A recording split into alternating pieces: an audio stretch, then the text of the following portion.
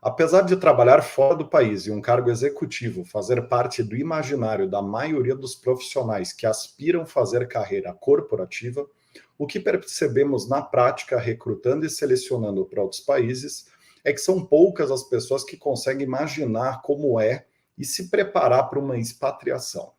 Pensando em ajudar você a entender melhor todas essas facetas desse tipo de movimento de carreira, organizamos aqui no Raise the Bar uma série de conversas com executivos que já moraram em outros países e continentes para trazer para você os principais desafios e reflexos de carreira envolvidos em ser expatriado para cada região. Para começar essa série de conversas, nessa semana nós temos a honra e o prazer de receber aqui no programa o Gregório Amadigi, executivo com mais de 8 anos de experiência morando em outros países da América Latina, para nos contar como é na prática ser expatriado para outros países da nossa região.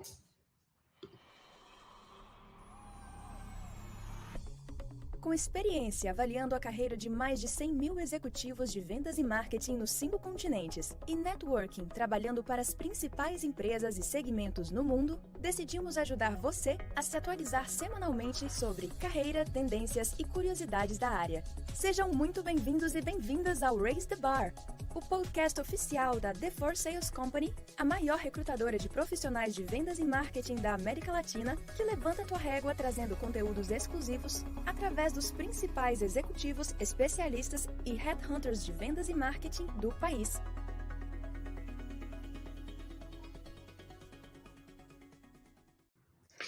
Muito bem, que bacana estar falando sobre esse tema tão relevante aqui com você, Gregório. Seja muito bem-vindo aqui ao programa.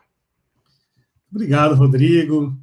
Obrigado também, Lios, pelo convite. É um prazer estar com vocês aqui, trocando um pouco de experiência em relação a esse processo que é de expatriação, que é tão importante, tão sonhado por muitos executivos e que tem muitos caminhos e opções para percorrer, mas que definitivamente é uma experiência única na carreira desses profissionais. Maravilha. Até difícil de imaginar, né, quando acontece na prática, e é exatamente o ponto que a gente vai explorar aqui, né, como ter esse desenho correto em relação ao tema. Prazer é todo nosso estar te recebendo, Gregório. Eu queria aproveitar também para dar as boas-vindas ao Lios, né, gerente sênior da For Sales, nosso âncora aqui no podcast também. Como é que você está, Lios? Tudo certo, Rodrigo. Gregório, um prazer. É sempre muito importante para a gente e nos torna muito feliz ter um grande parceiro nosso historicamente, né? Que você representa, né, tanto na física e profissionalmente, como na jurídica com a Tigre, né, que é um grande parceiro nosso aí há mais de 5 anos. Obrigado pelo aceitar o nosso convite, viu? Maravilha. Gregório, você sabe que tem uma coincidência enorme aqui na conversa, porque a última vez que eu e você a gente combinou de fazer uma reunião foi na Colômbia, em 2018 ou 2019, recrutando uma vaga de gerente geral para a Tigre, na região, onde, inclusive, a gente recebeu várias candidaturas de brasileiro para a vaga. Quer dizer, tem uma certa sincronicidade aí, né? Ou seja, tem um contexto curioso por trás. Não sei se você vai lembrar dessa vaga que a gente trabalhou junto. Com certeza, Rodrigo. Acho que foi uma experiência muito boa, né? A gente também a gente realizou outros processos também com a For Sales no Peru, em outros países. Fantástico. Ô, Gregório, antes de a gente entrar num papo um pouco mais aí estruturado sobre todo esse processo de expatriação, né, dentro da nossa pauta aqui, conta pra gente uma história engraçada ou curiosa sua, né, nesses períodos fora do Brasil. Caramba, cara, tem tanta história. Algumas a gente pode contar, outras não tanto, né? Assim, acho que tem as típicas situações culturais, né?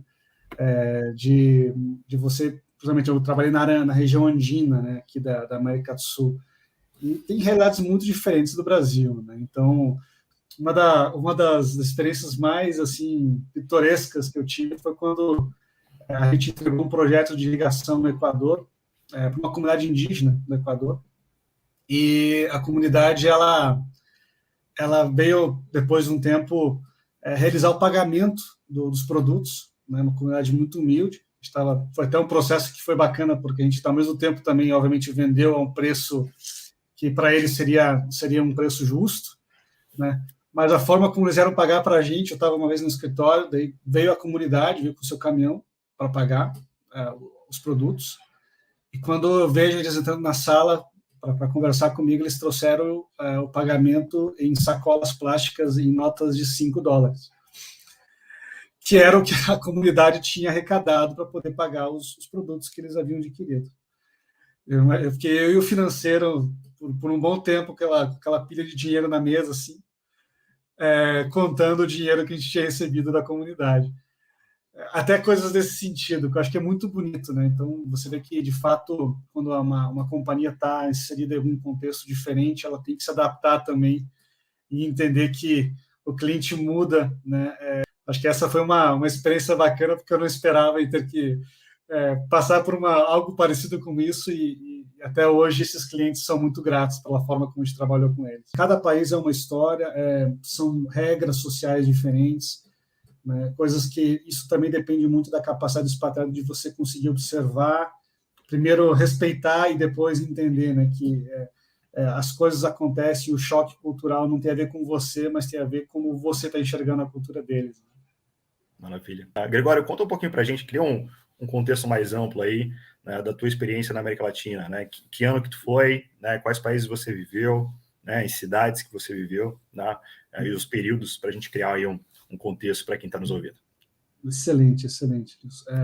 Assim, para mim, a oportunidade de iniciar minha carreira em Latam, fora do Brasil, primeiro que para mim foi uma grande oportunidade que a TIG acabou entregando para mim. O meu background profissional, ele era um background, além de ter feito coisas diferentes, desde startup, ter tido startup de e-commerce, de ter trabalhado em diferentes áreas. Depois de formado, eu iniciei minha carreira muito na área financeira, trabalhei por muitos anos com M&A. Eu tinha uma ansiedade muito grande, um anseio muito grande de fazer uma transição de carreira, de sair do back-office e ir para liderar negócios. E na Tigre eu tive essa oportunidade. Desde o início era uma intenção que eu declarava para a empresa, o objetivo de unir meu background financeiro para poder complementar na sequência, tocando um negócio como um todo. Então, eu entrei como gerente geral no Equador em 2014. Nessa operação, né, foi uma operação muito bonita de ter minha primeira experiência maior para liderar grandes equipes. Sempre tive equipes menores, por onde eu tinha passado, e de um dia para a noite eu tinha que liderar equipes muitas vezes mais seniors que eu, nessas posições, cuidar desde o financeiro, do comercial, da fábrica, de logística, e principalmente de pessoas, que é o desafio mais bonito. E eu tive a oportunidade de fazer isso no Equador como primeira experiência. Eu diria que foi a experiência, foi o primeiro amor, assim, do ponto de vista de liderar uma operação, talvez pequena, operação na época de $15 milhões ano, mas que foi uma escola magnífica, onde eu tive que passar, no primeiro momento, para reestruturar cada etapa do processo, em algumas delas até assumindo também funções adicionais, né? Por um tempo fiquei de gerente comercial para poder entender os clientes e o mercado equatoriano.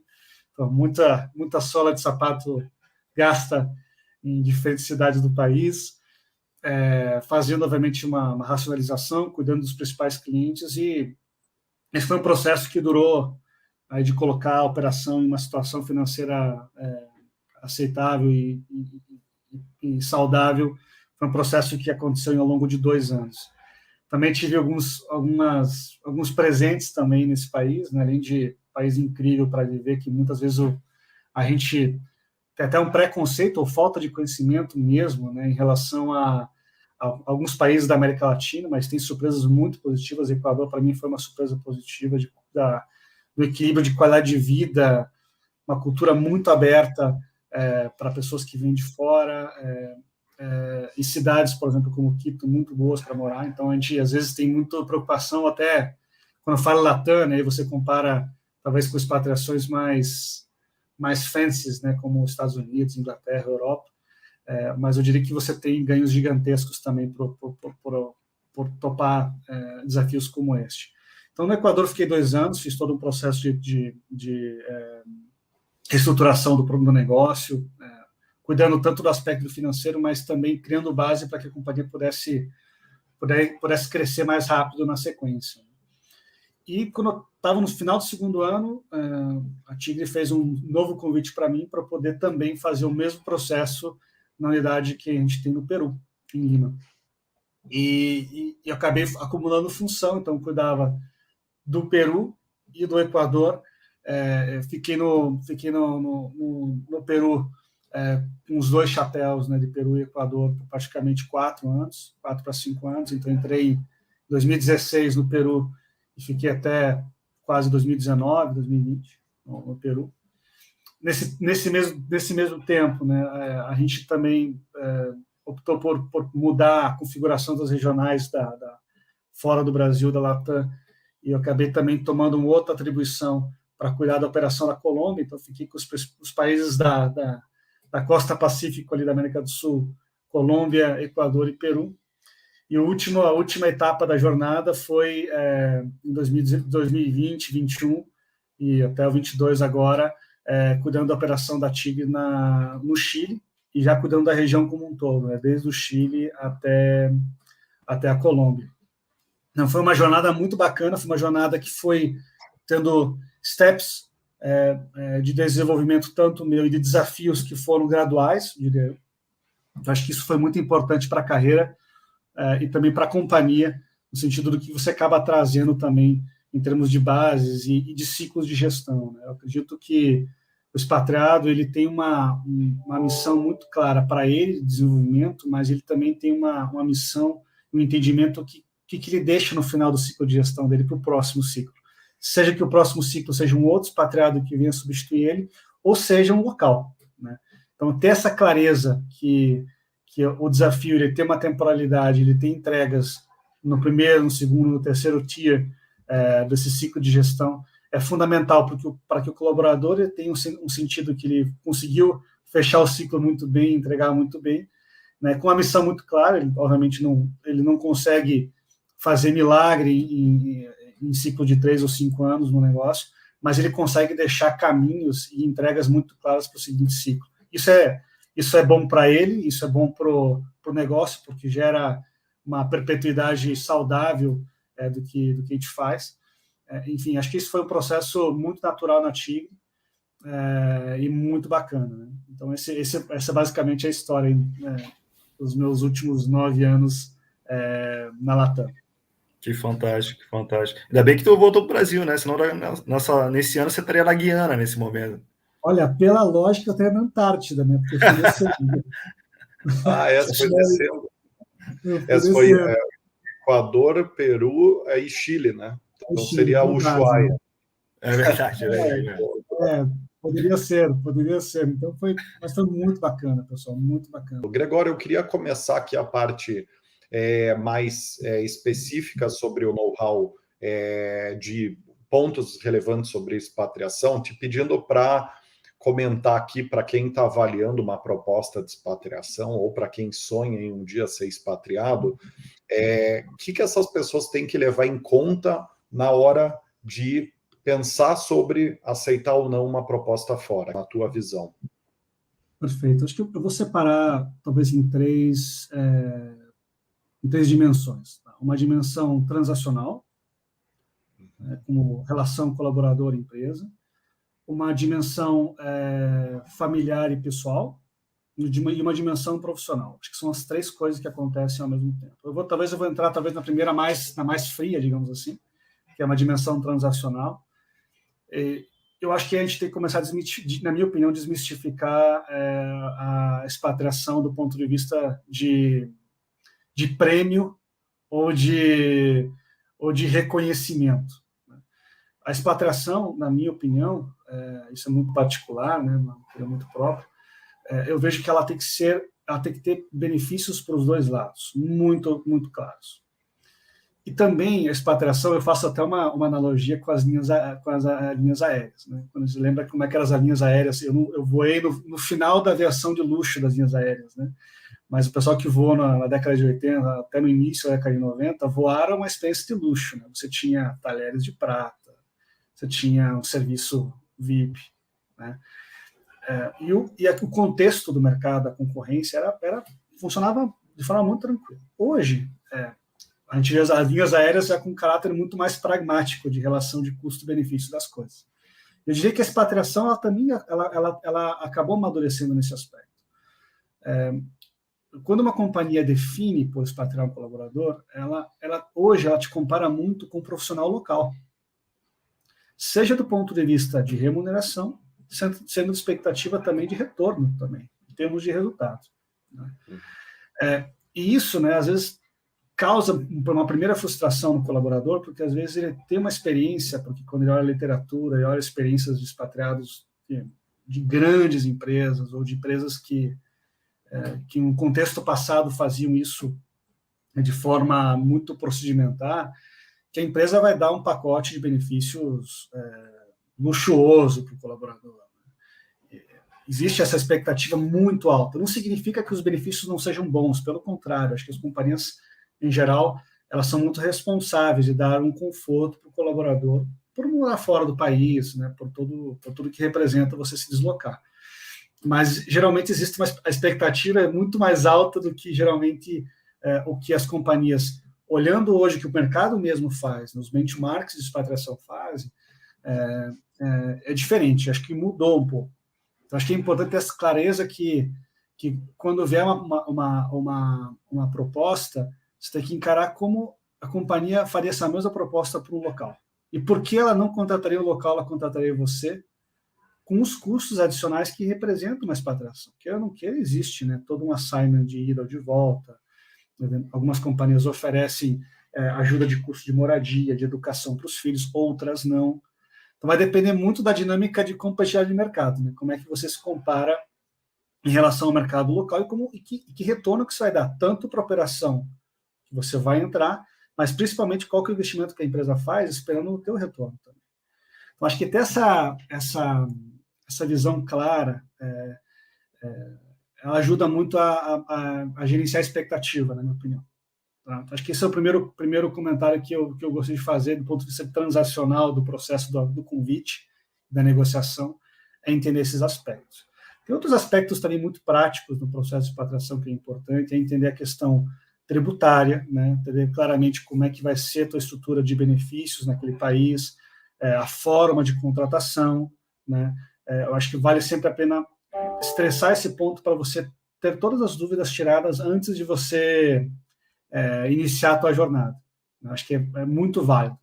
Acho que é um processo que te dá segurança, se você vai acompanhado pela tua família é importante também. A questão tributária é muito importante, muitos expatriados deixam, por exemplo, e relevam para o segundo plano, questão de como vai ser a declaração de saída definitiva do país junto à Receita Federal, depois quando volta tem todo um estresse para poder repatriar capital.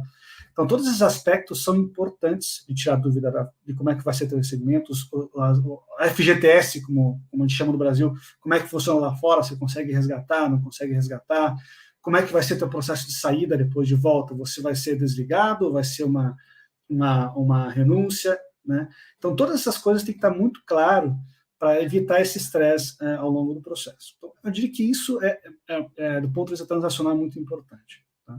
Ter essa conversa com calma, dessa conversa, tomar o tempo necessário, o tempo prudente para poder fazer saída e volta, e entender que a companhia, o objetivo dela é que você tenha muito sucesso. Ela tem que dar certo porque é um investimento de parte a parte. Eu acho que esse seria meu comentário do ponto de vista mais transacional da expatriação. Do ponto de vista profissional, acho que a gente já falou um pouquinho do ciclo de gestão, mas uma das coisas que me chama muita atenção é que quando uma companhia chama um profissional para expatriar, nem sempre os objetivos estão tão claros de médio e longo prazo. Geralmente a gente tem muito claro objetivos de curto prazo, tanto do colaborador, do profissional, como da empresa. Mas é muito importante deixar claros os objetivos e as expectativas de parte a parte, muito claro na mesa. Olha, o meu ciclo de gestão, tua missão aqui, Gregório, nessa companhia, nessa empresa, nessa operação, são 3 anos, inicialmente. Pode ser que seja mais, pode ser que seja um pouco menos. Eu acho que esse ponto é um ponto importante, porque a gente tem que ser maleável, parte a parte, para entender os momentos. Né? Hoje em dia é muito difícil você cravar no relógio e falar, cara, você vai voltar a dezembro de 2026 no Brasil. Pode ser que o mercado mude, pode ser que ainda tenha desafios para fazer aonde você está sendo expatriado, pode ser que ainda não tenha as condições de retorno tuas não sejam as mais adequadas, então você forçar um retorno para cravar uma data específica, talvez não seja bem bom para você nem para a empresa. Você tem que saber que é um acordo, mas que ela pode sofrer alterações ao longo do tempo. E isso tem que ser negociado e tem que ter muito claro. Então, desde a companhia e o colaborador, deixar muito claro qual que é o ciclo de gestão.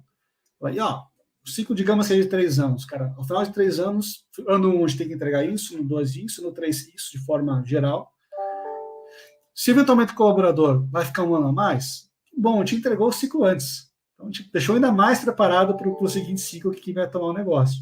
Ou encurtou um pouco, porque mudou o contexto, ficou muito claro de parte a parte por que a gente teve que encurtar o ciclo também. Então, esse combinado, ele tem que ir além do ciclo orçamentário do ano, né, das metas do ano. Acho que isso é muito importante. Né? E pensar também qual que são os objetivos de retorno. Ok.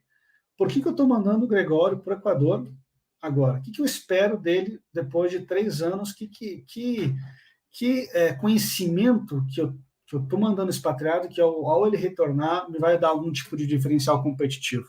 Né?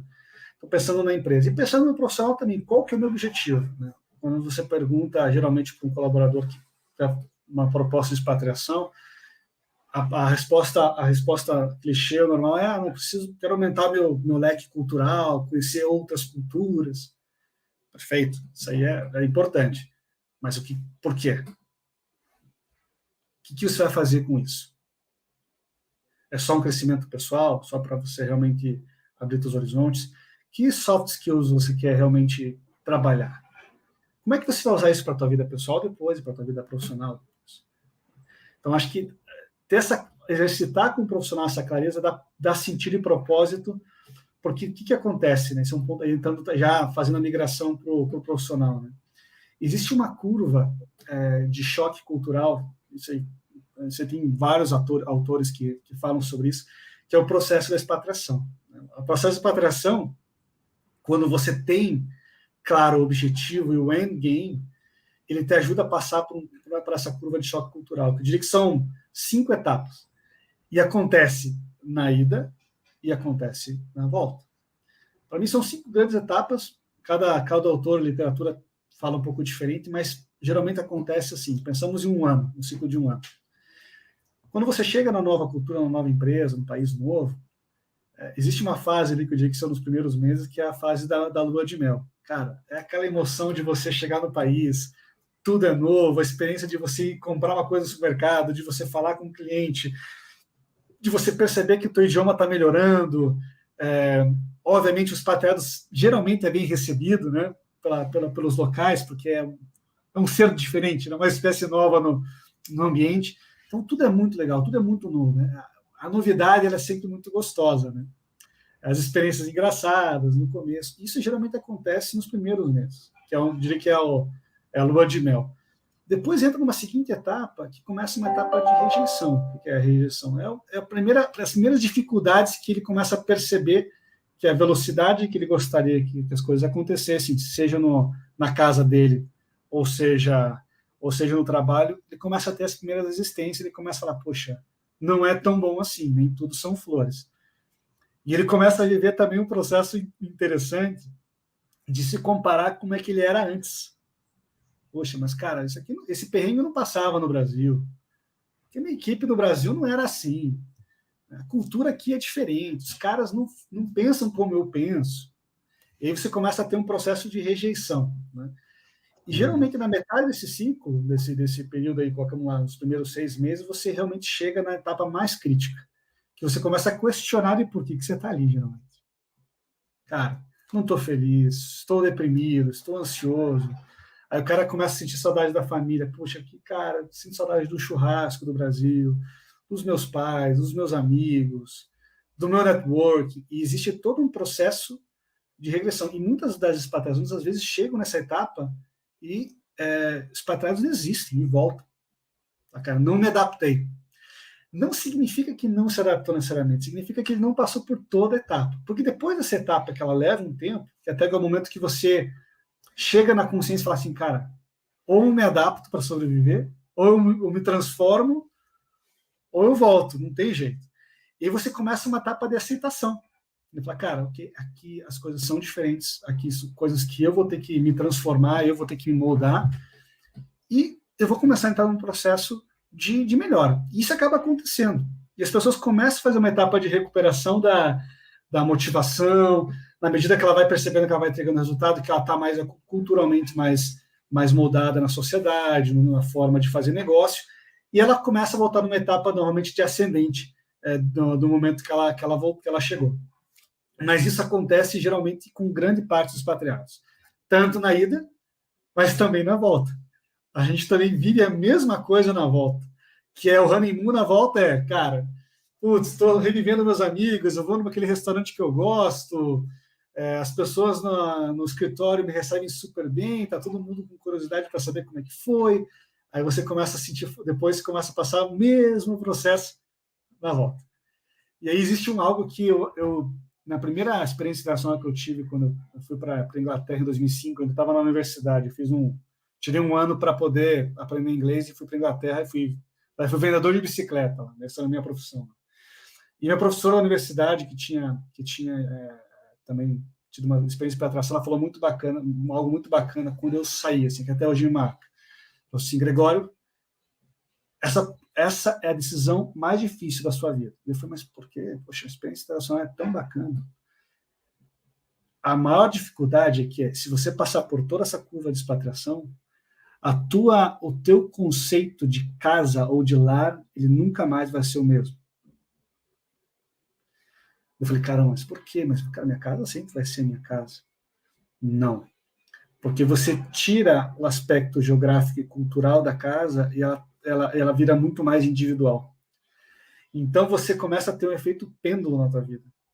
E você acaba sendo mais um cidadão do mundo do que do teu país de origem, por exemplo. Então, isso acontece e é natural, né? Porque você sempre vai começar a comparar aonde você morou, aonde você está morando agora. Então, geralmente, você esquece os perrengues aonde você morou e só lembra das coisas boas quando te convém, né? E quando você volta para aquele país, às vezes você, mas tinha todos esses problemas, mas no Brasil é muito melhor nesse ponto. Então você vive esse pêndulo que eu acho que ele vai acontecer isso ao longo da tua vida. Então essa é uma decisão também. Você muda a relação do que você considera casa, do que você considera lar, culturalmente falando. E eu acho que isso é importante também ter essa consciência quando você vai ser expatriado. E sabe, Gregório, que tem um ponto relevante aqui em relação a essa contabilização do que avaliar numa expatriação, que é a questão do retorno, quando você não retorna na mesma empresa, né? Ou seja, você interrompe o ciclo no país e opta por voltar. Porque a gente entrevista muitos executivos nesse tipo de contexto, né? Foram lá para o México, para vários países do mundo, e acabam, em determinado momento, o interesse dele se desalinha com o da empresa. Quer dizer, ele opta por voltar para o Brasil, muitas vezes por uma questão familiar, que é um tema que a gente vai explorar daqui a pouco, né? Entender contigo como que foi esse lado da tua família nessa mudança. E aí tem uma questão que eu acho que a gente pode ajudar bastante aqui na reflexão, que são os riscos desse retorno, né? E é uma coisa que pouca gente pensa a respeito. Quando você é expatriado, você alavanca o salário, né? Tem uma legislação própria, inclusive, de aumento de remuneração nesses movimentos, né?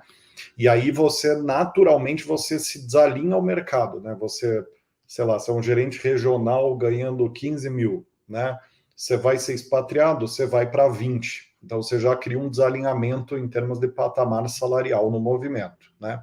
Adicionalmente, né? Quanto mais tempo você fica fora, em geral, mais o teu networking profissional deteriora. Você também passa a ficar menos visível em termos de mercado para headhunters ou até para ex-colegas que estão com vagas e que pensariam no teu nome caso você tivesse mais presente, né? Então, tem um risco atrelado na volta da pessoa voltar com downgrades grandes de remuneração e muitas vezes até de cargo. Eu me lembro uma vez que eu entrevistei um executivo, muito bom, inclusive, que a gente tentou movimentar ele em alguns clientes, que ele era gerente nacional de vendas no Brasil e foi expatriado para o México para fazer um turnaround da operação dessa empresa lá. Baita case, né? Pegou operação faturando 5 milhões por ano, se eu não me engano, entregou dólares, né?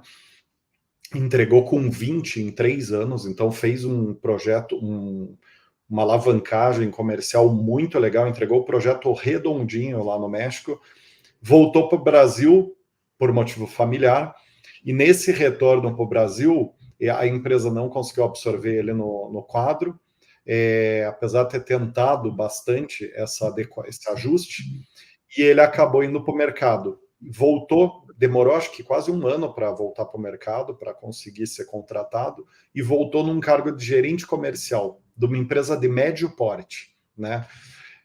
Então, quer dizer, ainda mais num país como o Brasil, onde a gente tem ciclos econômicos muito peculiares, né? Então, você pega um momento de país com 7% de desemprego, você volta para cá com 15%, né? Então, tem um risco muito relevante a ser levado em conta deste retorno, né? Eu queria fazer esse parênteses. Lewis, não sei se você compactua aqui da minha visão. Sem dúvida, sem dúvida. E a gente tem visto bastante nisso dos profissionais, né? Acho que pela tua experiência específica, né, Gregório, voltando para ti, tu voltou para a mesma empresa, né? Mas provavelmente você tenha visto, né, com outros colegas seus que não tiveram o mesmo destino, né, o mesmo caminho. Né? E esse, de fato, é um ponto que precisa ser alinhado. Você mesmo trouxe lá no teu início, né, o aspecto transacional, né?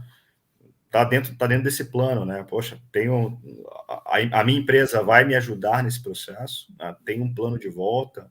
Enfim, durante esse período, se eu decidir que o ciclo terminou na empresa e não no país, como é que funciona, né? Então, certamente é algo que tem que ser bem calculado pelo profissional. Como que você enxerga isso, Gregório, e o que você observou também em pares seus, em colegas seus? Acho que eu vou começar talvez pela questão do networking, porque ele é uma consequência depois do aspecto remunerativo, seja na empresa, ou seja no mercado. Isso é realmente um problema. Porque acontece? O expatriado, quando ele vai por um desafio, por um assignment no exterior, ele acaba se dedicando, cara, na prática, 100% do tempo, ou com a família e com o negócio. Lá. Assim, é muito difícil o expatriado ele conseguir manter uma disciplina de manter um networking ativo em origem, na prática. Talvez principalmente nos primeiros 1, 2 anos, porque você está realmente trabalhando e dedicado de corpo e alma naquilo, e também você está dedicando o seu tempo livre para a tua família. Quando você vai com família, vai com esposo, cônjuge, né, filhos. Então, realmente, isso, eu acho que essa é uma recomendação que, trazendo aqui o ponto que vocês colocaram, acho que é muito importante, que é manter essa disciplina de manter os networkings ativos de alguma forma também no teu país de origem. Né? E o meu conceito de networking aqui é sempre também, além de manter, né, você sempre nesse processo de networking, entregar algo para a pessoa também. Né? Eu acho que você criar pontes, né, com os seus networks e se colocar à disposição para também apoiar, caso eles precisem criar redes fora onde você está atuando, é muito importante. Eu tive a oportunidade de criar várias pontes quando eu estava fora do Brasil, com colegas meus, com empresas que tinham interesse de expandir fora do Brasil e que pediam informações muito básicas, desde aspectos culturais, de como fazer negócio em determinado país, ou até aspectos mais práticos. Então, acho que é bacana aproveitar que você tem essa experiência internacional e entregar algo para os seus networks em origem dessa tua experiência. Então, porque daí fica mais legítimo esse networking, né? Mais que só bater cartão e falar que eu estou aqui, né? Entregar algo, sempre entregar algo desses networkings em origem. Mas acho que é um ponto importante que a gente tem que colocar disciplina. Eu, pessoalmente, talvez no Equador, no Peru, um momento que, cara, eu não fiz isso. Se eu pudesse voltar atrás, eu faria. Né? Não só por empregabilidade, mas é porque realmente é importante. Você dar volta, até na empresa, até na TIG, no caso, que você cria, é muito bom. Você tem que ter networks, inclusive, no headquarters. Né? E quando a gente fala de rede, a gente fala rede de internos na companhia e rede externa, porque na volta você vai precisar de apoio. E a tendência é você não fazer isso quando você está como expatriado. Acho que esse é um ponto importante. E em relação à remuneração, né, Rodrigo, de fato, volta àquele ponto, né? Cada vez mais as companhias vão te comparar com o mercado, os skills e os desafios do mercado. Então, assim, não tem prêmio de volta. Não tem prêmio de volta. Já não existe prêmio de ida e não existe prêmio de volta. Acho que é importante ir com essa expectativa, porque senão gera uma frustração e a percepção do colaborador quando volta é, poxa, não fui valorizado. Toda a minha experiência lá, a companhia não enxerga. Não necessariamente que ela não enxerga, mas a gente se percebe assim. Né? Então tem que tomar muito cuidado. Eu acho que quanto mais baixa a tua expectativa no retorno, melhor funciona profissionalmente e pessoalmente, porque eu acho que as duas coisas elas acabam pegando na volta. Então, manter networking, mas ter muito clareza de que, ok, o que eu aprendi lá para o mercado brasileiro me ajuda ou não me ajuda? O que de fato vai acontecer, né, quando eu voltar? Então, acho que é muito importante. De fato, acontece isso. Existem alguns casos de downgrade, existem pessoas que não voltam porque não conseguiram reposicionar na empresa. Né? Acho que até tem vários artigos aí que falam que, cara, o nível de turnover de expatriados ele é bem alto na volta. Né? Seja porque ele decidiu não continuar na companhia, ou seja porque ele voltou, não tinha uma posição adequada para ele opta por sair, né? Enfim, ou seja, porque não se adaptou mesmo, assim, não conseguiu se adaptar à empresa, na cultura da empresa de origem.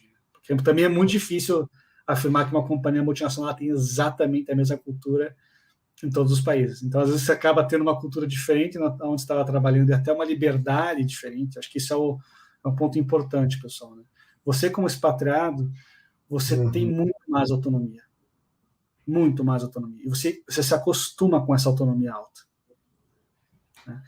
Porque te dão muito mais liberdade, você tem muito mais empoderamento, né, pelo headquarter. E quando você volta, a percepção é que você perdeu muito dessa autonomia. Porque você entra na máquina corporativa, você tem que fazer muito mais negociações, muito mais concessões. E também isso, para o ego do profissional, tem que ser muito bem trabalhado, porque senão ele também vai ter uma percepção negativa. Mas não tem nada a ver com você, o problema não é você. O problema é que você estava num contexto de autonomia totalmente diferente. E as regras, quando você volta, são as regras do negócio. É muito interessante. Por favor, um ponto é que a empresa de origem, a empresa, ela continua evoluindo no teu país de origem, e aí, dependendo do tempo que você fica fora, você volta para uma outra empresa, né? Você mudou de empresa, né? Estando na mesma empresa. E então, isso acontece tanto no aspecto profissional quanto pessoal. Vou contar uma história pessoal, né? Quando a primeira vez que eu morei fora, eu tinha minha namorada, que é minha atual esposa, e ela ficou fora, ela ficou no Brasil, fiquei namorando com ela à distância 1 ano e pouco, né? Cara, quando a gente voltou, a gente teve que querer namorar de volta, né? Porque é um outro contrato, é outra forma de você se relacionar com a pessoa, porque a vida dela não parou, os pais não parou, a tua empresa não parou, os clientes que você tinha relacionamento não pararam, eles evoluíram também, como você evoluiu. Mas quando você volta, você tem essa percepção que as coisas continuam como estavam. Só você mudou, né? Você é o cara especial. Né? E de fato, não. Então, as pessoas, as empresas, elas mudam. E eu acho que você tem que voltar a casar com elas. Você tem que voltar a casar com a tua cultura, voltar a casar com os teus sócios de negócio, com os relacionamentos familiares, pessoais, né?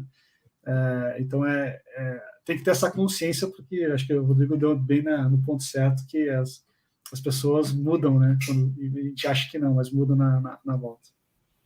Que fantástico. Gregório, você está sendo muito didático, né? O que tem enriquecido esse conteúdo.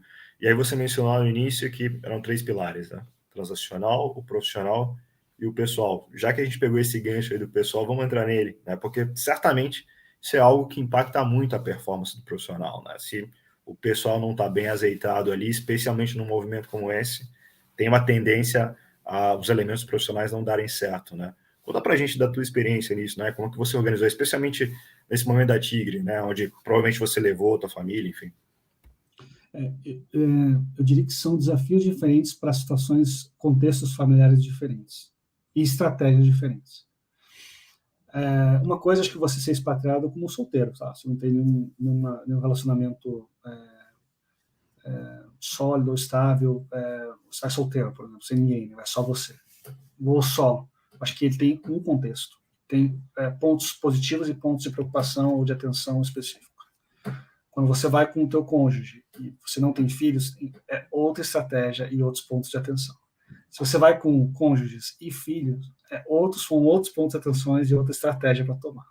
Tanto da empresa, quanto também do colaborador. Né? Eu tive duas experiências, com e sem filhos. Né? Mas as duas casadas com a minha esposa. Eu diria que culturalmente você talvez consegue acelerar alguns aspectos quando você vai talvez só com o teu cônjuge, porque você tem mais liberdade para poder fazer mais relacionamentos, você tem a tua agenda social talvez um pouquinho mais aberta, né, no país. Mas você também tem o desafio, por exemplo, né, de que o teu cônjuge ele se sinta bem aonde você está morando. Né? Uhum. Porque ali é um acordo, é uma parceria muito importante. Então, tem que entender muito bem como esse teu cônjuge ele quer, qual vai ser o papel dele nessa expatriação, né? Se ele vai ser um papel de suporte teu em casa, ou se o teu cônjuge ele vai querer continuar a percorrer o caminho profissional dele junto contigo nesse novo contexto, né? Mas ele é um desafio importante. Acho que a preocupação nesse contexto que eu tenho, a maior preocupação pela experiência também própria, é porque o expatriado, quando ele vai trabalhar, ele chega no país, ele acaba dedicando muito mais tempo para o trabalho e muito menos para o relacionamento, principalmente no curto prazo. Só que as pessoas não sabem que isso vai acontecer. A gente espera que a dinâmica familiar ela continue a mesma, e não é verdade. É muito difícil, não é natural, digamos assim. E aí tem uma armadilha, né? Porque no final do dia a pessoa que tá com uma expectativa de ela tá sozinha, né? Precisando de atenção, e do outro lado a pessoa tende a não dar essa atenção. Então tem um risco bastante elevado de criar um problema que gere a necessidade de retorno ou que rompa o relacionamento ali. Exato. Né? Exato. E lembra quando eu comentei aquelas curvas de aculturamento, né? Que tem ali o honeymoon, tem a depressão e todo o vale que você passa, a tua esposa, tua esposa passa exatamente, o teu casal passa exatamente o mesmo. Talvez a diferença, o complicador, é que se a pessoa ela não tem exatamente uma atividade profissional ativa, mantendo, ela vai estar muito sozinha. Você vai estar no teu vale, mas você vai estar no teu vale, você chega no trabalho, os problemas às 8 da manhã, sai às 7, 8 da noite, e tua cabeça está o tempo todo trabalhando. Né? Agora, se o teu parceiro não tem essa oportunidade de estar trabalhando por decisão ou por mercado, porque também não é muito difícil você conseguir recolocar a pessoa profissionalmente no mercado quando você é expatriado. Né? Até às vezes, depende do país, tem questão legal para poder trabalhar, né? Leva mais tempo, visto, então tem todo um tempo que talvez a pessoa não chegue trabalhando também. E essa pessoa fica muito tempo sozinha. Então isso é muito importante cuidar, sabe? Acho que eu diria que esse é o desafio do caso quando a pessoa vai com uma esposa, com uma esposa. Quando vai sozinho, também o desafio também é como a pessoa também lida com a solidão, né? A gente teve presenciei alguns casos expatriados que foram sozinhos e que também se dedicam tanto tempo para o trabalho que também não tem vida social. Então entra até em aspectos de burnout, né? de ansiedade, depressão. Então como é que essa pessoa ela também cria rede de apoio fora do trabalho para poder passar por esse ciclo, né? Que acontece em geral com os expatriados. E eu diria que ser expatriados com casal e filhos, eu diria que pode ser a mais suave, diria eu. Porque o casal, né, ele tem um ponto em comum de reencontro em casa, né, que são os filhos. Então, se gira um eixo interessante de aonde se apegar, o que fazer. Né? E uma razão daquele momento do vale, você tem uma razão para passar tudo aquilo. Então, acho que ele é um pouco mais fácil. Mas, por outro lado, também você tem os teus filhos passando por uma curva de aculturamento também. Né? Então, você tem que ajudar que eles tenham consciência que vai passar. Acho que isso é um ponto importante. acho que desde o início, falar, olha, isso vai acontecer, pessoal. Os primeiros 3 meses aqui vai ser legal, depois a gente não vai achar tão legal, depois a gente vai achar que está tudo ruim, mas vai passar. Então, ter essa consciência, trabalhar isso com a tua família é muito importante. E a empresa monitorar isso. Acho que é um papel muito importante da empresa acompanhar esse processo com o colaborador. Ter espaços de diálogo que o colaborador possa se expressar em cada uma dessas etapas. E falar assim, cara, isso vai passar. Pensa no teu objetivo final, isso vai passar.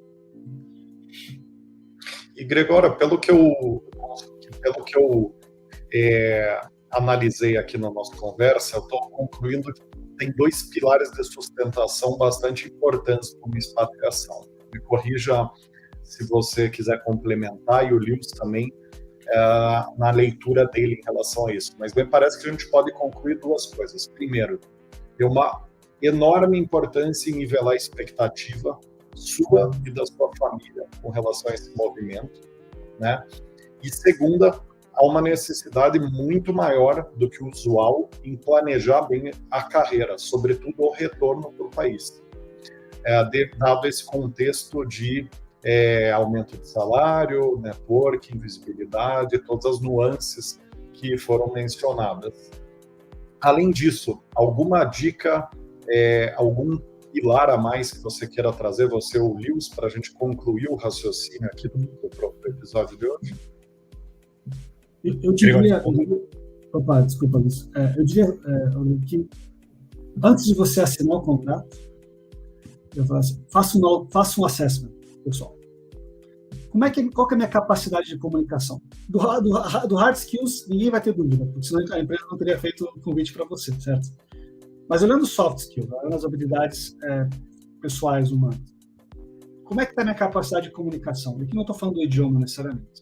Cara, como é que eu estou me comunicando com a minha equipe? Se eu estou preparado, se eu me comunico bem, a minha chance de trabalhar isso com uma equipe lá, num outro ambiente cultural, ela é maior. Como é que está a minha sociabilidade em 360 graus? Por quê? Porque eu precisar lidar, talvez, com um público muito mais diverso do que eu tinha antes. Eu lido também com líderes lá, mas eu vou lidar também com pessoas diferentes, seja no trabalho ou seja fora do trabalho. Como é que é a minha capacidade de lidar com pessoas diferentes, com a diversidade? Qual é a minha flexibilidade cultural? Quanto eu estou disposto para aceitar o diferente? Porque o país não vai mudar por você, né? E a empresa lá nem sempre vai mudar. Tem algumas coisas culturais que você consegue ajudar, porque é necessário, mas tem coisas que não vai mudar. Quanto você está flexível? Quanto você está disposto a ceder, né? E, do ponto de vista até prático, também dentro do ambiente de trabalho, como é que é o teu estilo de negociação? Ele é um estilo colaborativo ou ele é mais imperativo? Porque no ambiente cultural diverso, você precisa negociar, você precisa ser muito mais colaborativo. Se essas respostas, na minha opinião, elas estão ok, você está muito bem do ponto de vista de hard skills, a transação, o processo de negociação está muito objetivo, o ciclo de gestão está muito claro, você sabe como vai ser a tua curva de aculturamento e as habilidades básicas para poder ir, você está confiante. E vai dar tudo certo. Se essas coisas estão bem arrumadas, vai ser uma experiência magnífica. Acho que esses elementos que o Gregório destacou, especialmente do aspecto profissional, foram mais interessantes para mim. O transacional, super legal também, o pessoal, sem dúvida, mas esse profissional, sem dúvida, né? Porque você destacou muito bem, né, Gregório? A expatriação ela não é um hiato na tua carreira, né? Ela é uma sequência na tua carreira. Ela precisa estar conectada com o teu plano de desenvolvimento, né? Não é só uma experiência cultural extra que tu vai ter. Tu não está viajando, né? Tu está dando sequência na tua carreira, tanto na construção dela, de resultados, de cases, mas no desenvolvimento de soft skills, né? Até mesmo de hard skills, né? E que isso precisa estar conectado depois com a sequência, né? Tem que ter um plano ali, né? Para fazer parte desse ciclo. Né? Então, esse elemento me chamou bastante a atenção. O que provavelmente ajuda, o que vai auxiliar, né, Rodrigo? Somado ao networking que o Gregório mencionou, que tem que se manter ativo, né? Na volta, né? O encaixe na volta tende a ser muito mais suave, né? Tende a ser um pouso muito mais suave e menos traumático, né, para o profissional. Fantástico. Exatamente. Muito bom. Então, já organizamos aqui esse output, né, do episódio de hoje, quer dizer, nivelar a expectativa, ter um cuidado com o plano de carreira, sobretudo o retorno, entender se a tua comunicação está num alto nível, tanto em termos de idioma, quanto em termos de capacidade de articular, de entender, de empatizar.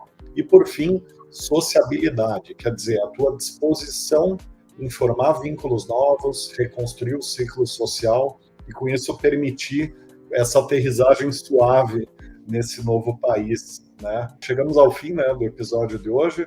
Eu queria agradecer demais aqui, Gregório, pela tua disponibilidade e também ao Lewis, né, meu parceiro aqui no programa. E para quem está acompanhando até aqui, não deixa de seguir o programa na sua plataforma preferida. Além do YouTube, né, nós estamos em mais de 10 plataformas de podcast. Então, encontra a gente no seu local preferido e segue a gente por lá. A gente se encontra no próximo Raise the Bar. Um abraço a todos e todas e até lá.